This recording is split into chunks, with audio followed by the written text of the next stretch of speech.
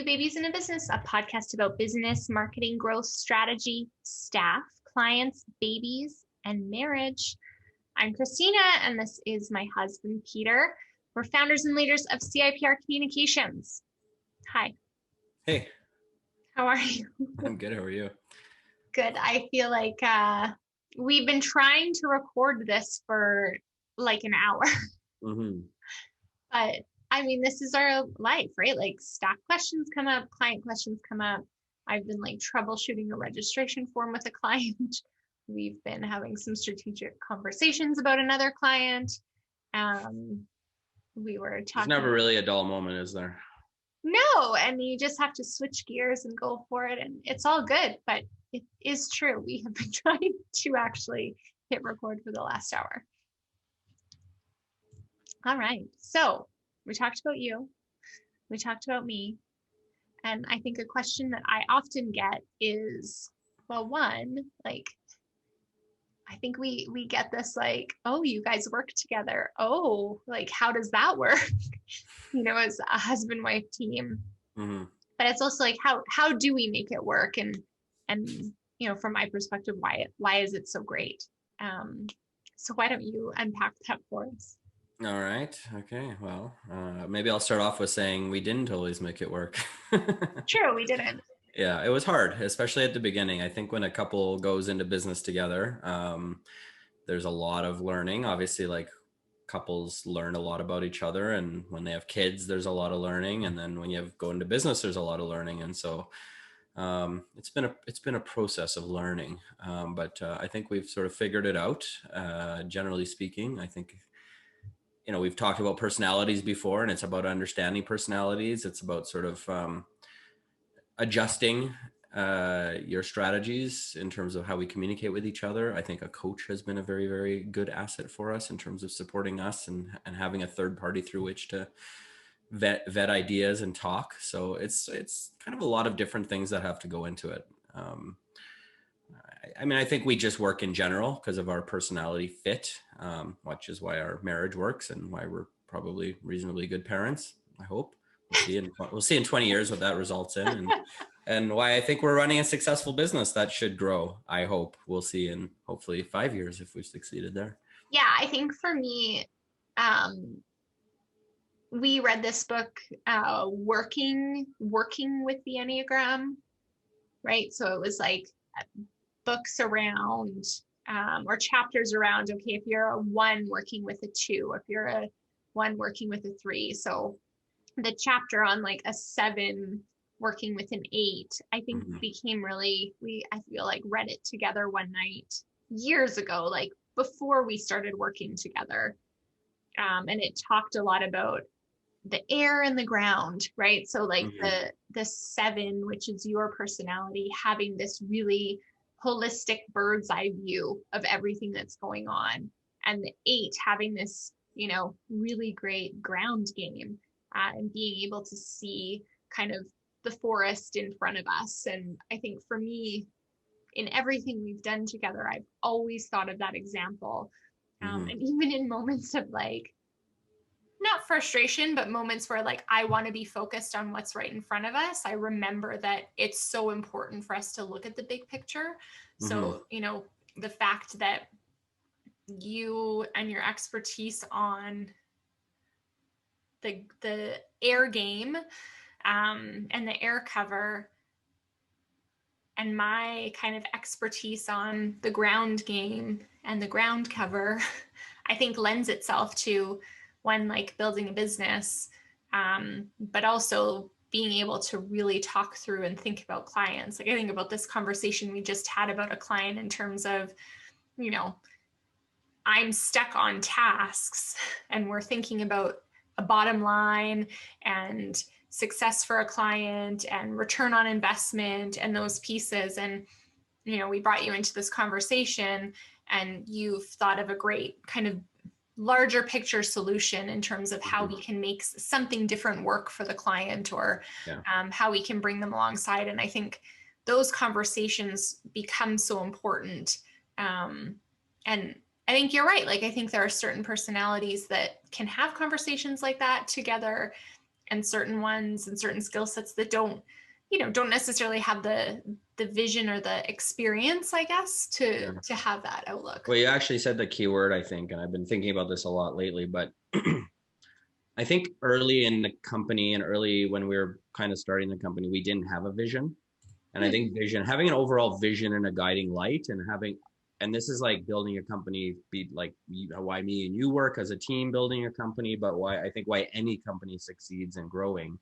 And it's all about having a really strong vision and guiding light as to where you're going. And I think early on, we didn't necessarily have a vision. You were head down doing this, and I was head up dreaming about where we're going. And I'd come into you, you'd be like trying to deal with like a client and working on something, and I'd come up to you with like here's my latest idea, and you'd like get mad at me because like, and it's like your reaction was like just kind of like hard for me because yeah, I was excited and trying to like talk about the future of our company, and you're like just trying to get work done, right? And so yeah, like I feel like we've had the opportunity in building the business and hiring some staff to like find the space to like come up with a vision and understand what our guiding light is and where we're going. And now we are able to have those conversations in the right context and at the right time. And I know not to bug you. And I think it's the same as building any company. It's like you need to have that sort of shining light that you're all going towards, and the job of the leaders is to sort of be focused on that vision and articulating that vision. And I still don't think we're there yet as a company. I think we have work to do still before we're really kind of there, but I feel like we've been really making great strides to get there. And I feel like even our staff would say that they feel like they understand the direction and where we're heading. And the more clear you are on that, and the more clear we are, you and I as owners of this company, the easier everything suddenly becomes, right?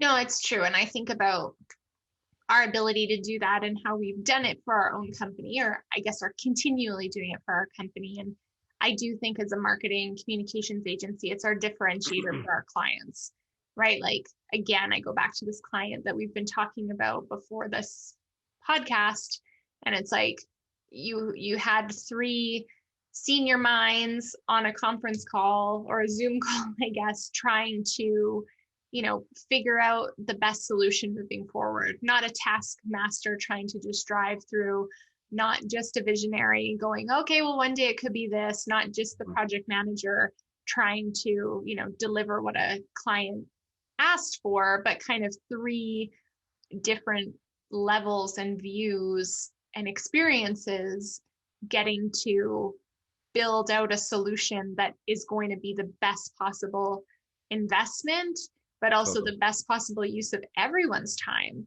And I don't see that in a lot of companies. And I think being a husband and wife and knowing, I feel like there's no one else I know their skill set better than you. Mm-hmm.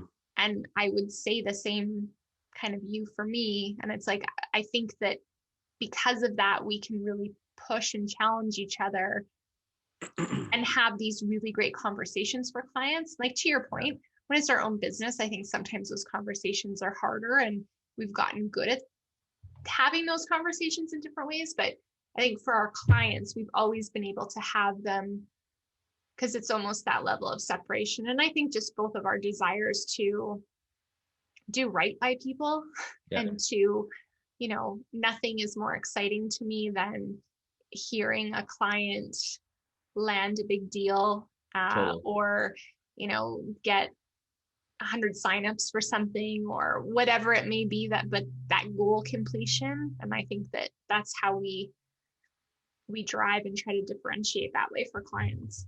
Totally. I agree. So when people ask you, how do you work with your wife? What's that like? What do you say?